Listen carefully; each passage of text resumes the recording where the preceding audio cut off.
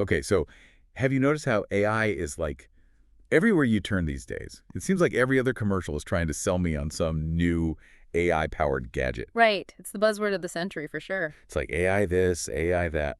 But isn't it kind of strange that we use the same term for things that seem totally different?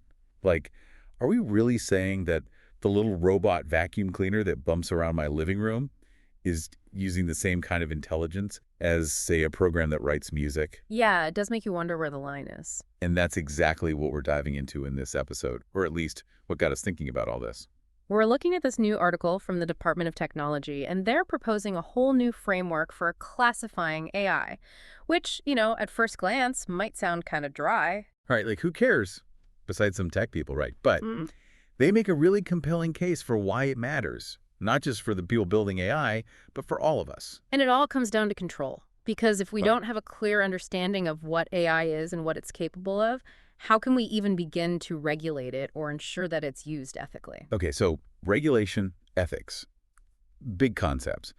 But let's back up a bit and talk about these existing classifications the article talks about, because honestly, they're a bit confusing. Yeah, you've got your ANI, AGI, ASI, which stand for Artificial Narrow Intelligence, Artificial General Intelligence, and Artificial Superintelligence. Hmm. Sounds like something out of a science fiction movie. Total alphabet soup. And honestly, it feels a little too focused on some distant future where robots are taking over the world. Exactly. And while that's fun to think about, it's not exactly helpful when we're trying to make sense of the AI that's already impacting our lives. Right here, right now. It's like we're trying to write the rule book for a game we don't even fully understand yet. Right, and the rules are changing faster than we can keep up. So that's where this RMS thing comes in, right?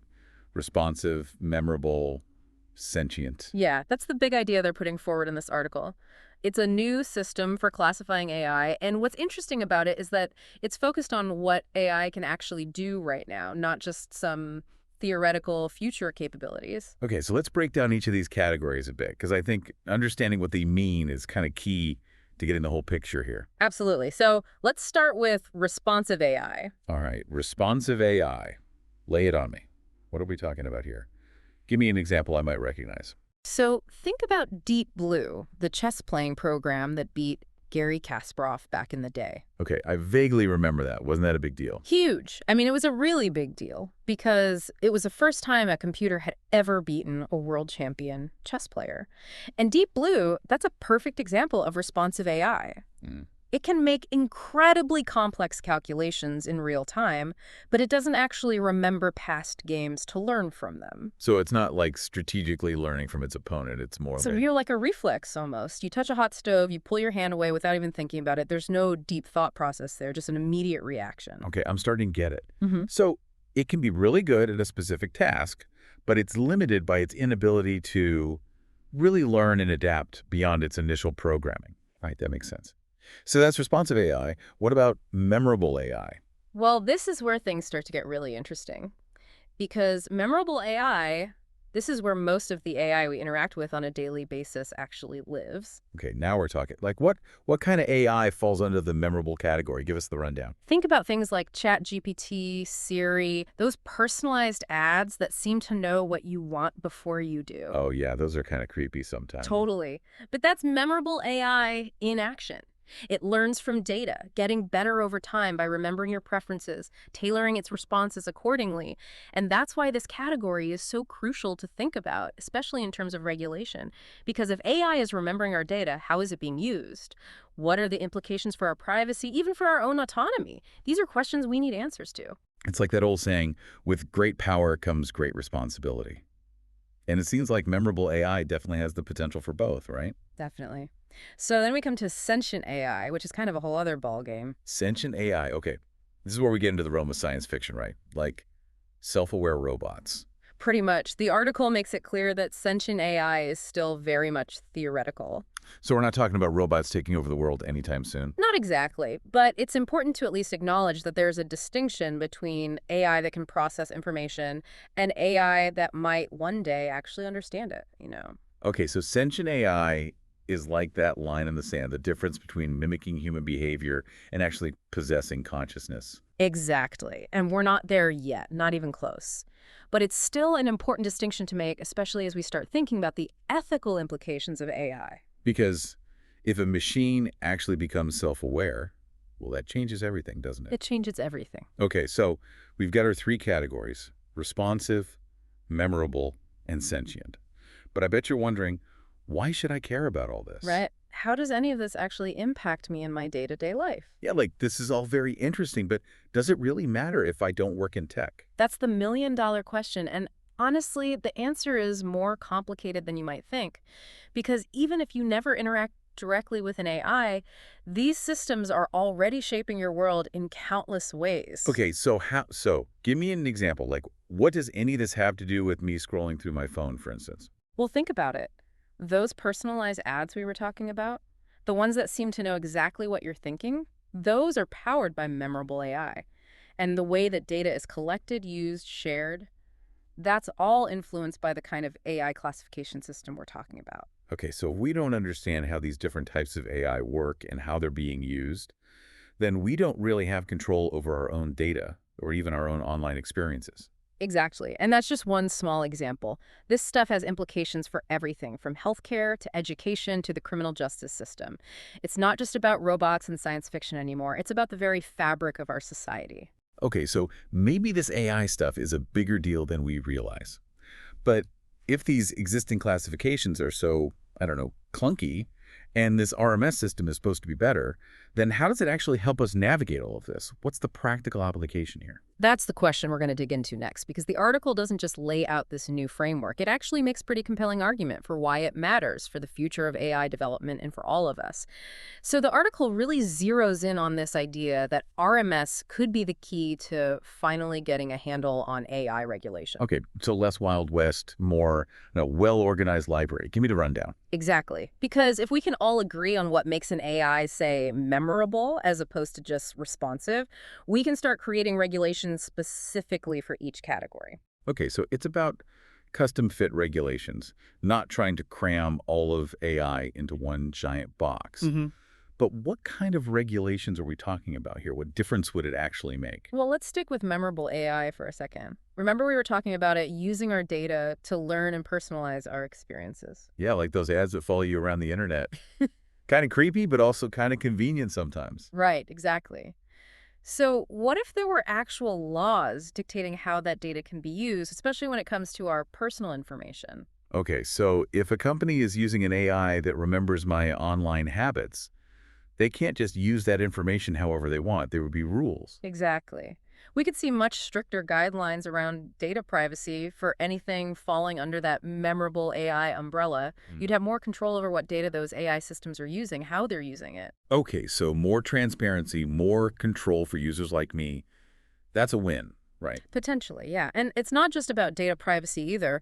RMS could also help us address some of those concerns about bias in AI. Oh, right, because AI isn't inherently neutral, is it? Like, it can inherit the same biases as the humans who create it. Exactly. Think about something like facial recognition software, or even those algorithms some companies are using to screen job applicants. If those AI systems are being trained on biased data, they can actually end up reinforcing existing inequalities. Yikes, yeah, that's a whole other can of worms. So how would this RMS system help with that? Well, with RMS, we could start seeing regulations that require companies to demonstrate that their AI systems are being trained on fair and representative data. It's about building in safeguards from the ground up. So it's not just about classifying AI, it's about really understanding the potential impact and then taking steps to make sure those impacts are positive. Absolutely. It's about being proactive, not reactive. Okay, this is making my head spin a little bit. Yeah. But in a good way.